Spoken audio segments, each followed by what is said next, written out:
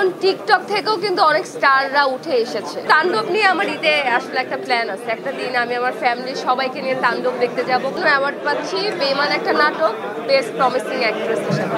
আমি চেষ্টা করি যে আমার কাজের যে মানটা ওইটা আপগ্রেড করার জন্য।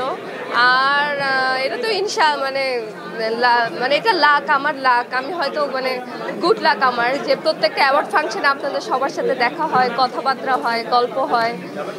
ওরা আমাকে অ্যাওয়ার্ড দিচ্ছে, ওরা আমাকে মানে সম্মানিত করছে, এটার জন্য তো আমি খুবই গ্রেটফুল। এখন আমি নিজে তো মানে অনেকগুলো অ্যাওয়ার্ড পেয়েছি এবছর, আমি এটা নিয়ে কোনো কথা বলতে পারবো না যে আসলে এটা এই জায়গাটা কি বিজনেসের জায়গা নাকি না।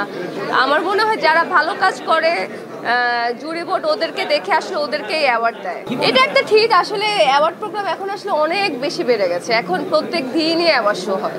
আমি তো সবগুলোতে যেতে পারি না।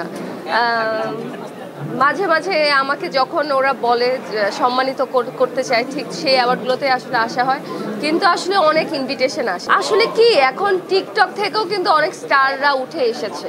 হ্যাঁ, নাটকের এখন অনেক ভালো ভালো কাজ করছে, একজন টিকটকার আছে এরকম।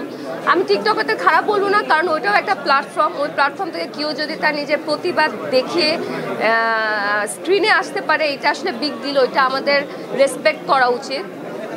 আসলে অ্যাওয়ার্ড জুরি বোর্ডরা যাকে প্রয়োজন মনে করবে তাকে অ্যাওয়ার্ড দেবেন, আমার এখানে কিছু বলার নেই। আমি তো ভেরি এক্সাইটেড তাণ্ডব নিয়ে, আসলে যে আমি তাণ্ডবটা দেখতে যাব আমার ফ্যামিলির সাথে, প্লাস প্রিমিয়ার হলে তো প্রিমিয়ারে যাবই।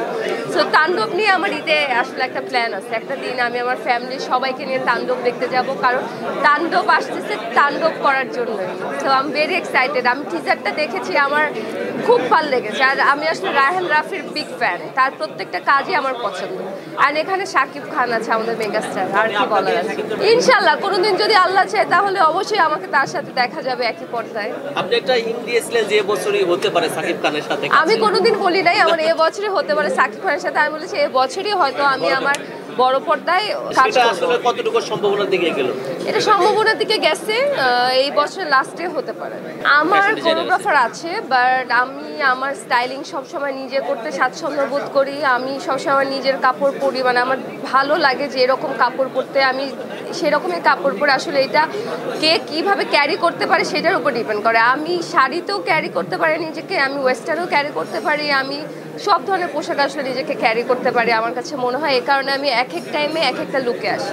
অ্যাওয়ার্ডের থিম অনুযায়ী যদি আমি বুঝি যে এই অ্যাওয়ার্ডটা আসলে অনেক ফ্যামিলির মানুষজন আসবে, তখন আমি চেষ্টা করি একটু শাড়ি পরার বা কামিজ পরার, বা কোনো সময় আমি গাউন পরে, আপনারা সবাই দেখেছেন।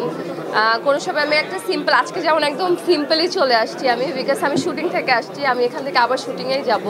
তো তাড়াহুড়ার মধ্যে আসলে তেমন রেডিও হতে পারিনি। আমি ঘড়ি খুব পছন্দ করি, আমার আসলে ওয়াচ খুব ভালো লাগে, মানে এক একজনের এক একটা ফ্যাসিনেশন থাকে। তো আমার ওয়াচ খুব পছন্দ, কিন্তু আমার অনেক কালেকশন যে আছে ওয়াচের, এটা ভুল। দামি দামি এত টাকা আমি পাবো কোথায় যে আমি এত দামি দামি ওয়াচ নিব? একটা দুইটাই আমার টাকা দিয়ে কেনা। For more updates, follow us on Facebook, subscribe our YouTube channel, get the latest update on www.daily-sun.com.